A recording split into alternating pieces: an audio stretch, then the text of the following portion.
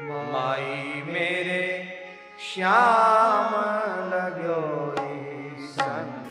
ग्रंथों में, हमारे धर्म ग्रंथों में ऐसा लिखा है कि जहाँ विधि पूर्वक भगवान के मंदिर की प्रतिष्ठा हो वहाँ राजभोग अवश्य लगना चाहिए, और एक बार की भोग सामग्री में कम से कम 5.25 सेर अथवा 7.25 सेर भोग लगाना चाहिए भगवान को,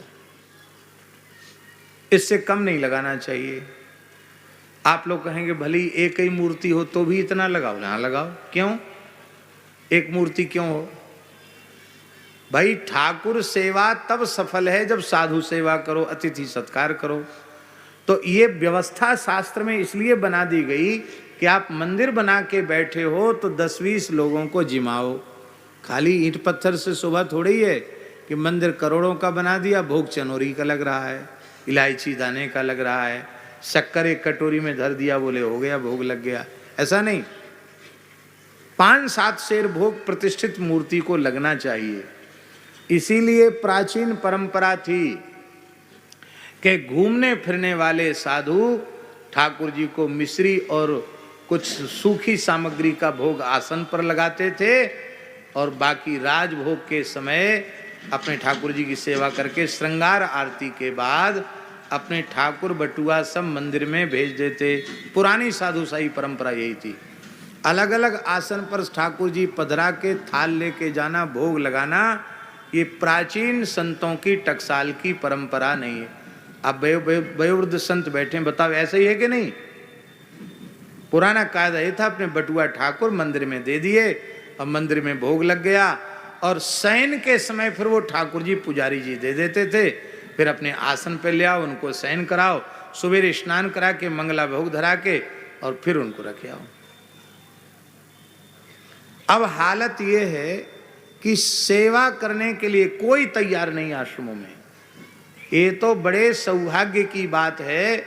हमारे स्वामी श्री रामदेव जी महाराज ने बताई कल बात, हमें सुनकर बहुत प्रसन्नता हुई। स्वामी श्री भौमानंद परमहंस अवधूत आश्रम में लगभग 30 वर्षों से अखंड संकीर्तन संतों के द्वारा ही चल रहा है।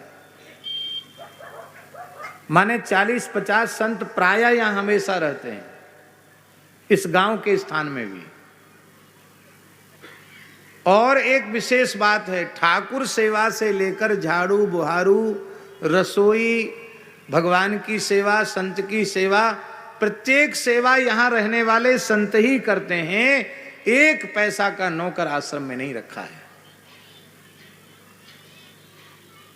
हम तो कहेंगे भैया इस कलयुग में भी आपके आश्रम में सतयुग है, हम आपको प्रणाम करते हैं, बहुत अच्छी बात। पहले संतों में परंपरा नहीं थी, सब संतों के यहाँ संत ही सब सेवा करते थे, अपने अपने अधिकार के अनुरूप सब साधु सेवा करते थे। साधु सेवा धर्म हमारा।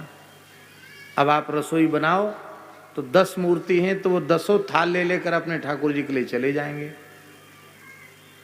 अब पंगत में न तो रसोई में जाने से उनको मतलब है, न पंगत में परोसने से मतलब है, न सफाई से मतलब है, और उतना खा भी नहीं सकते, उतना ले जाएंगे।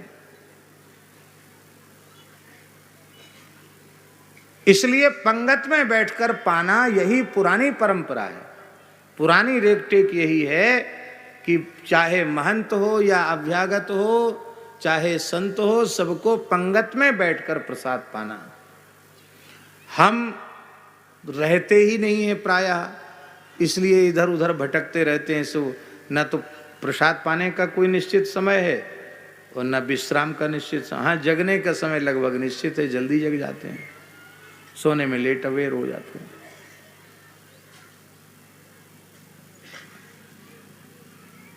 शरीर में कोई अस्वस्थता हो तो बात अलग है। अभी भी हमने देखा परम पूज्य श्री रमन रेती वाले महाराज जी इतने व्यस्त होते हुए भी जब तक रमन रेती में होंगे प्रतिदिन संतों की पंगत में बैठकर ही प्रसाद पाएंगे। पुराने संतों, हमने पूज्य श्री त्रिवेणी वाले महाराज जी को देखा। त्रिवेणी वाले जयपुर के आगे त्रिवेणी स्थान है, परम पूज्य खोजी द्वाराचार्य श्री स्वामी नारायण दास जी महाराज हमेशा देखा, कभी अकेले बैठ के नहीं, पंगत में बैठ के पाना। ये पुराने संतों का कायदा है। तो ठाकुर जी को क्यों मंदिर में रखने की परंपरा थी? अब आप अपनी आसन पर तो 5-7 शेर भोग नहीं लगा सकते हो क्या? और ठाकुर जी को भोग धराने में, राजभोग में 5-7 शेर भोग होना ही चाहिए।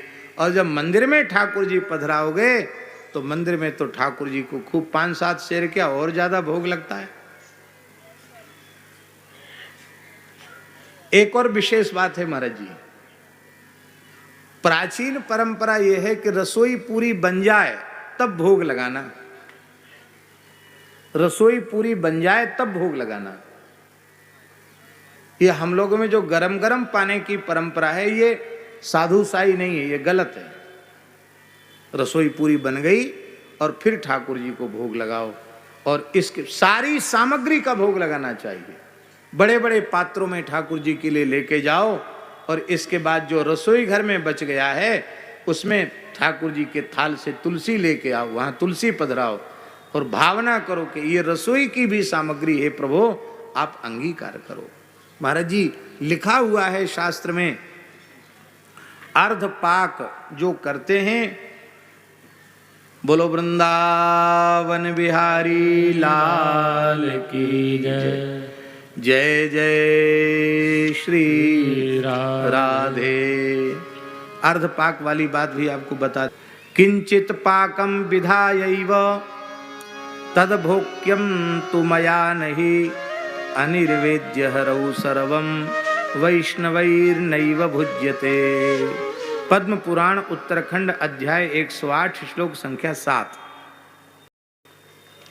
थोड़ी रसोई बना करके अब बनना शुरू हो गया, भोग लगा दो और फिर खाना शुरू कर दो और फिर भोग मिला दिया जाएगा।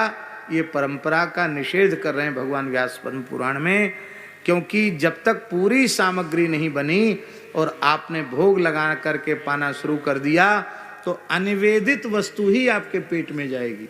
अब गरम गरम रोटी सिक के आ रही है तो भोग तो लगी नहीं, तो अनिवेदित वस्तु पेट में नहीं जानी चाहिए। जो भगवान को निवेदित हो जाए वही पेट में जानी चाहिए, भगवत प्रसाद ही जाना चाहिए। तो पूरी रसोई बन जाए, और पूरी रसोई बन जाए तो फिर प्रेम से भोग लगाओ, फिर पाओ। बोलो भक्तवत्सल भगवान की जय। आई मेरे श्याम लग्यो